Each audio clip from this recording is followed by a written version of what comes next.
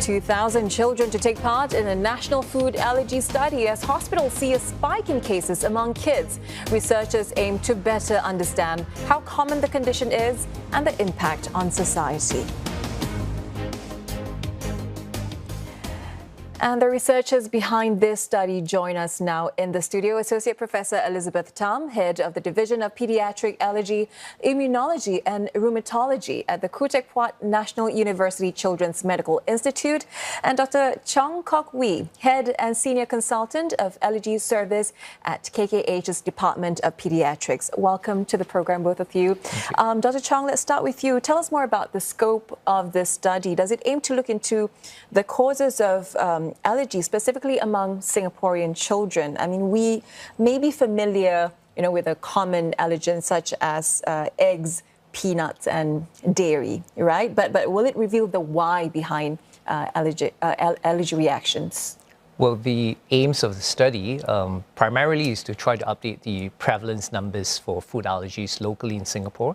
And secondarily, the aim is to also find out how the food allergies have impacted children and their families from various standpoints, from the social development, their growth, nutritional, mental well-being, as well as the economic impact to these families as well. Yeah. Just how alarming is the situation today, Professor Tham? Because hospitals are reporting of an uptrend in allergy cases. So how significant is the increase, and what point does it become a public health concern? So we've definitely been seeing increasing numbers of food allergy cases in our hospitals. We have also a recent study conducted both by NUH and KKH, which showed that there was a doubling of anaphylaxis, which is a severe allergic reaction, presenting to the children's emergencies in both hospitals between 2015 and 2022. And this doubling is very concerning because it suggests that the food allergy rates are increasing and the severity is increasing as well. Is this a similar trend that we're seeing in other parts of the world? Yes, definitely. We've seen this in other reports from other countries in the world, such as Australia, the UK, as well as the US. Dr. Chong, at what stage can we say that allergies are a chronic condition? Because how much of it is influenced by genetics, the environment, or even perhaps the complex interplay of both? Indeed, yeah. Food allergy is considered a chronic condition because it persists over time, and it significantly actually affects daily living. Right? So patients with food allergies have to be on long-term avoidance of certain foods. They're on regular medications, and they also carry an emergency treatment such as an EpiPen. In terms of the cause, it is indeed a complex interplay of genetic and environmental factors. I mean, the environment that we're living in these days are getting cleaner, which means the children's exposure to microbes since young has reduced, and that is actually a form of training for our immune system. In terms of our dietary patterns, it has also shifted to more processed foods. We are having more processed foods, we are having fewer fresh ingredients in our cooking, and also a less diversity in our diet.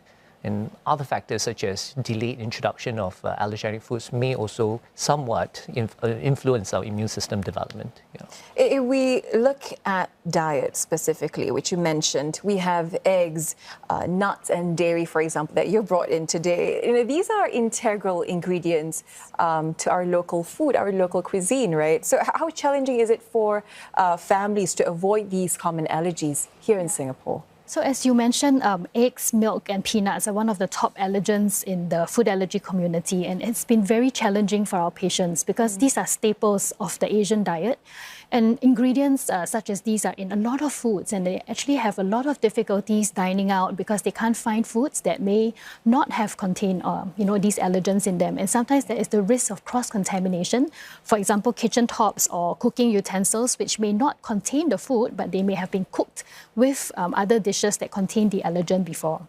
So the families have found it very challenging to dine out. Some of them have excessively restricted their diets, restricted themselves to only eating home-cooked foods, for example.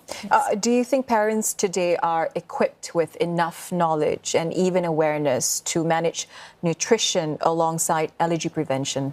I think the awareness is improving as they go because they have an opportunity to expose themselves to knowledge around the world and also we as healthcare professionals try to educate them as well.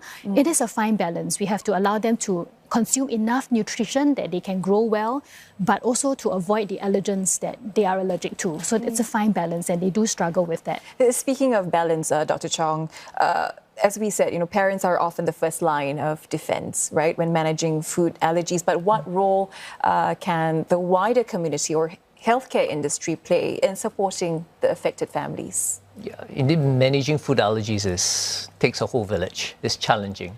But shared responsibility, I think, does help to create a safer, more inclusive environment for those suffering from food allergies. So in terms of community preparedness, for example, can play a significant difference in outcomes for those who suffer from an allergic reaction. And parents or families dealing with food allergies often hope for better awareness amongst the public of food allergies, more allergy-friendly or allergy-aware eateries, clearer food labeling. Yeah. What improvements would you like to see in public education to better support early allergy management? Well, I think first off, we start off with just increasing awareness, just by understanding what food allergies are, what they can present with, and how severe they can be. I think will be a very important first step that schools can take. Is there potential for schools or childcare centres to also take on a more active role? Definitely. I think from prevention point of view. So, like I said, being aware would also translate then to being more careful with what you prepare for the school, particularly in preschool settings where children actually spend a considerable amount of time in school and having meals in school.